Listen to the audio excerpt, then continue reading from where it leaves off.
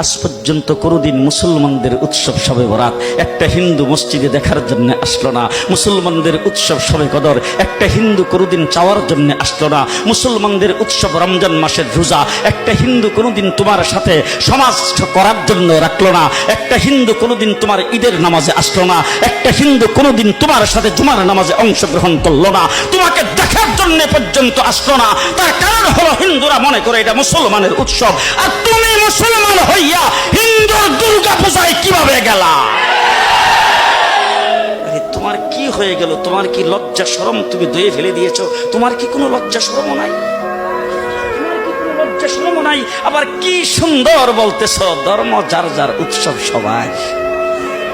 High high high, ও মুসলমান যুবকেরা ভালো করে শোনো, ধর্ম যার যার উৎসব সবার, তাইলে বিয়া যার যার বউ তো সবার। জি, বিয়ে যার যার বউ সবার, পুষ্কুনি যার যার মাস সবার, গাছ যার যার ফল সবার, ক্ষেত যার যার ফসল সবার, দোকান যার যার মাল সবার। এখন ঘুমাইছে কি কথা বলেন না কেন? তাহলে আমার দোকানের মাল যদি আমার হয়, আমার ক্ষেতের ফসল যদি আমার হয়, আমার গাছের ফল যদি আমার হয়, আমার গাছের নারিকেল যদি আমার হয়, আমি বিয়ে করলে বউ যদি আমার হয়, মুসলমান আমার পুষ্কুনির মাস যদি আমার হয়, তাইলে ধর্ম যার উৎসব তার।